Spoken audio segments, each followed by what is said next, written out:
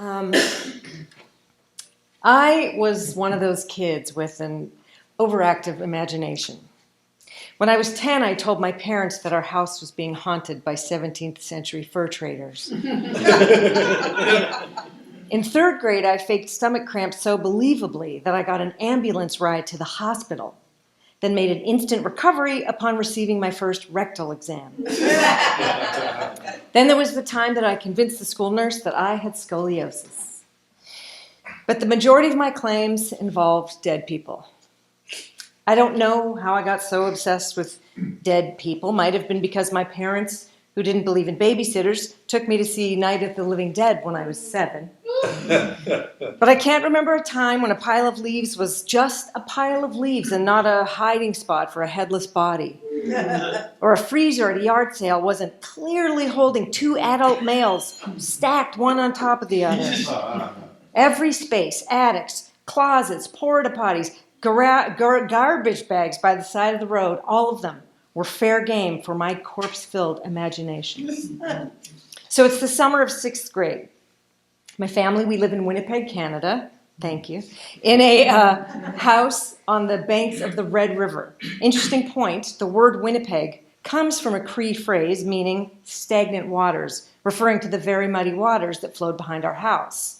And I have been going through some changes, not puberty, more like social changes. I wasn't speaking with my BFF Annie. I'd shared with her that I had come up with the idea of using the euphemisms number 1 and number 2 when discussing, pee and poo. When she didn't believe me, I was furious. Somebody invented it. Why is it so hard to believe it was me? That's what I had screamed at her over mayonnaise sandwiches. Years later, I was watching a movie made in the 1950s, and when they referenced somebody going number 1, I realized my error, but by then there was too much water and number 1 under the bridge to do anything about it. So Annie was off the friends list. And then there was Elena. We'd met earlier that summer at orchestra camp where we'd both been bullied by a pair of trumpet-playing twins named Marlene and Darlene. And since my only other option was to spend the afternoon with my brother Aaron while he farted, "This land is your land" on my head, I call Elena and invite her over. So Elena and I, we hang out in my room. We're laying on the carpet, listening and crying to the greatest hits of Air Supply. And after the batteries on my boombox die, we head out to the backyard where my dad is standing over the barbecue, swearing at a plate of raw hamburger. Now, my dad was once a radical hippie. Back in the day, he marched at Berkeley, but now he was living in Winnipeg, and all that was left of his hippie past were the 3 hits of acid chilling in the refrigerator. My dad suggests that we go play down by the river. And since Elena is unfamiliar with the concept of sarcasm, she leads the way. We climb down the bank through the slimy grass and the busted-up beer bottles, and we jump onto the wooden dock that belongs to our neighbor. The Paddle Queen, this grand boat, chugs past for its daily cruise. We jump up and down, we're waving, yelling obscenities at the passengers, a couple of old drunken ladies, and some tourists who are undoubtedly regretting their plans to vacation in Winnipeg. And the boat sends a ripple of waves towards the dock. And as it does, my eye catches something floating, maybe 50 feet out. I pick up a rock and I throw it at the object, and I nail it, which is odd for me since I have always thrown like a girl with 2 left arms. And that floating object, it pitches and bobs slowly with the weight of something quite dense. And I decide instantly that it is a human head. Immediately I call for my dad. Dad! No answer. I call again. Dad! He responds, "Fuck off, I'm cooking!"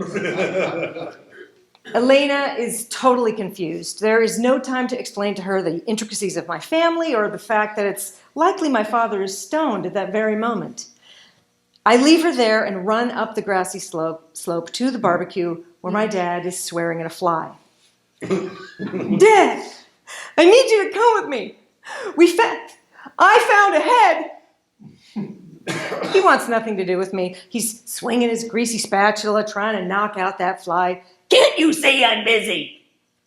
But I will not be ignored. I give him my best Lucy Ewing look, the kind I'd seen her give her father J.R. countless times. For fuck's sake, all right, let's go. So I lead my dad down to the dock, shoving my way past Elena. We're joined by my brother Aaron, who's taking a break from terrorizing the cat. And I point to the bobbing head in the water. My dad squints. That's just driftwood. And he turns to leave. I beg him to look again. Aaron mocks me. Ooh, maybe we should call the River Patrol. Yes, I say, call them. And when you do, make sure that they know that I'm the one who found it. My dad considers this. That's not a bad idea. It'll give me a chance to register a complaint about that fascist bastard with the speedboat who's been tearing it up out there, for fuck's sake. So my dad calls, and in 20 minutes, 2 mustachioed officers from the River Patrol pull up in a motorboat.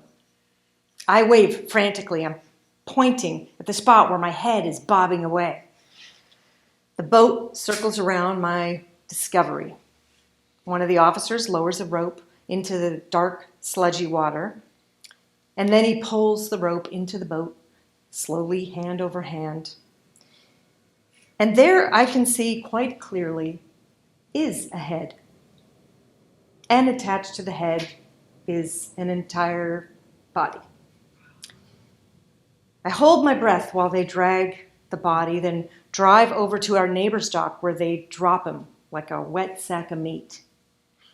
And I will every neuron and synapse of my brain into recording the details of this event.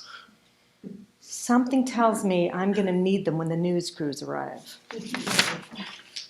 There is the red and white plaid shirt, the bald head that holds a few soggy wisps of white hair above each ear, the brown leather shoe and leg brace on the right foot, and the shoeless black sock on the left.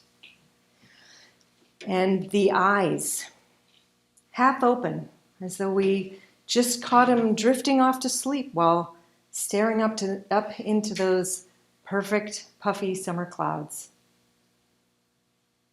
One of the policemen pulls a wallet from the old man's pocket. In it, a waterlogged driver's license shows his address just 3 blocks away. There's also a huge wad of cash in there, possibly as much as 20 single dollar bills, causing me to wonder if I might have a legitimate claim to the money. I'm not a lawyer, but even at 12, I know the finders keepers statute.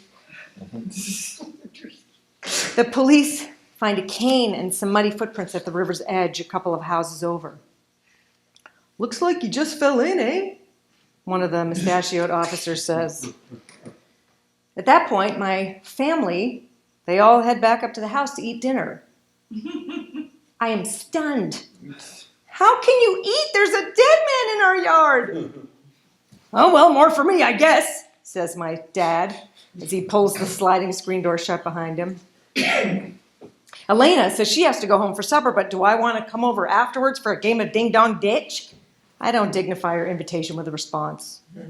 I stay with the River Patrol until 2 more official-looking men with mustaches show up. They put the body onto a stretcher and carry it to an unmarked, windowless white van that's parked in our driveway. And as the van pulls away, I sit on the curb and ponder not only what has just occurred, but what is undoubtedly to come. Obviously, I'll be getting a call from Sylvia Kuzik, the local newscaster for CKY-TV, wanting a minute-by-minute rundown of the whole event. I run my finger through my hair and curse my mother for not letting me get my ears pierced now that I'm going to be famous. When school starts in September, I imagine the principal will probably arrange an assembly where I'll give a speech and, I don't know, sign autographs afterwards. But Sylvia doesn't call. The news doesn't call. Nobody calls. A week later, I hear that one of my dad's friends, a guy named Gavin has found another body in the river.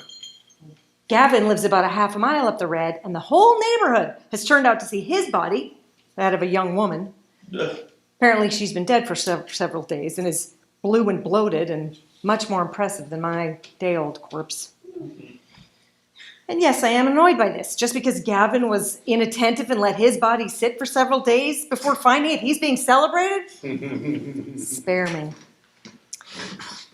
By the time school starts that fall, my dead body is old news. Turns out Shelley Peppadatus had cut off the tip of her pinky while washing dishes, and that is the talk of the school. But by then, my bitterness has dissipated and has been replaced with something much more lasting. Sweet vindication. I wasn't weird for thinking dead bodies were everywhere. Turns out I was right all along. Now it's been decades since my body finding experience, but it left me with a lesson that has stuck with me. There is a world of corpses out there. And those bodies aren't going to find themselves. That is why I keep looking. It's also why I had my ears pierced. You can't be too prepared.